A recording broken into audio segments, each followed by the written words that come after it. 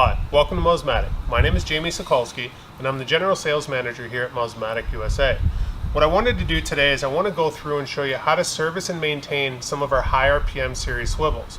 We have a multitude of configurations, both using ceramic seal kits and carbide style seal kits, both of which will service or change out in the same manner. So what we're going to do today is I've chosen the DYC series swivel. This is a good one to go over with you and just kind of show you how things will come apart nice and easy, and regular troubleshooting. So first off, on the units, all of our high RPMs that are going to have these style seal kits will have a couple of holes on the body. These holes are not for servicing, they're more of a check engine light to tell you whether or not it's going to need a maintenance or a service. So under normal operation, you may get a little bit of a sweat out of them. That's normal.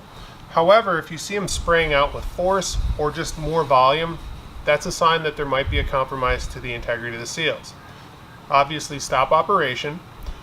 And then on the swivel, you want to grab the output shaft and you want to twist it in your hand and kind of wiggle it side to side. If there's a lot of play in it, it's pretty much been run to catastrophic failure. You're going to have to replace the whole unit. However, if it still seems tight and you're able to turn it, it may be a little gritty. We're still going to diagnose and see if it's able to be serviced.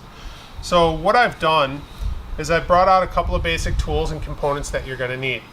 So you can choose to use a heat gun or a hammer, a pick, a wrench to split the cap. We have our vise, or sometimes you can just service it while it's in place or installation, as it's going to have a nice hold to it already.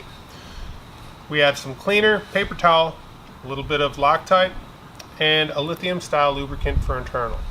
Now that we have all our tools and materials prepared, we're going to come on over to the vise. Now what we have here is aluminum soft jaws.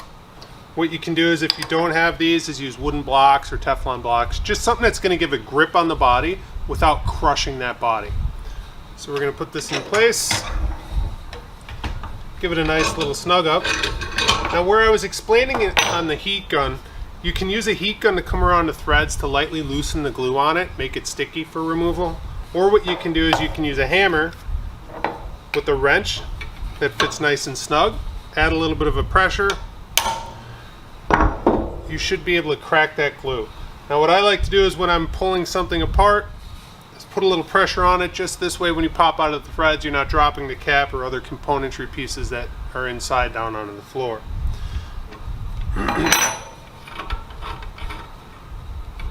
Now with the cap off, you can make an initial observation. You'll see if there's any debris or large gunk inside the unit itself, but then also see if the seals are compromised.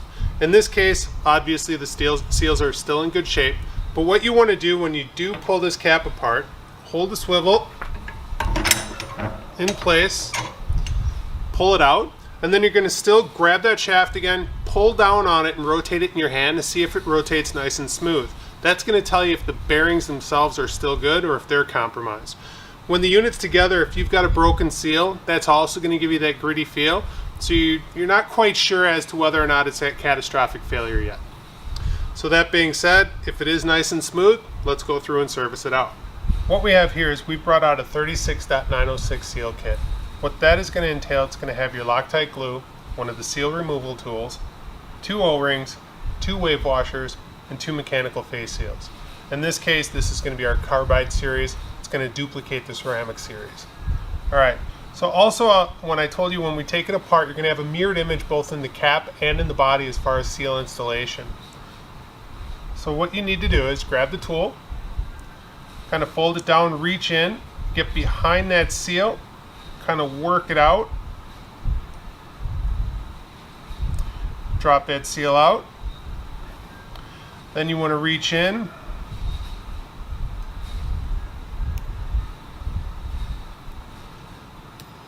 grab the wave washer, and then you're going to need a pick to really get inside here and dig out the O-ring.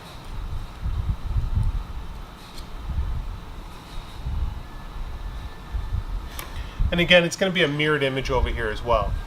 So for reinstallation, what you want to do is you want to grab your O-ring, put a little bit of lubricant on it, and you'll see that down inside the channel there's going to be a groove. That's where the O-ring is going to sit down deep inside there. Then you're going to take your wave washer, set that down on top, and you'll see 2 ear tabs. That's where your seal is going to fit nice and snug in there. And when you have that installed, you can't really see it too much, but you're going to want to depress up and down on that and make sure that it bounces. It has a little bit of a spring action to it. That's why you really want to take some of the cleaner on the inside of those channels and make sure that everything is free and clear of debris. So that being said, you're going to take the Loctite, add a little bit here to your thread cap, make sure that you keep everything in place. Now that everything's good, nice and tight, again you want to grab on that output shaft, make sure it turns free and silky, and everything should be good.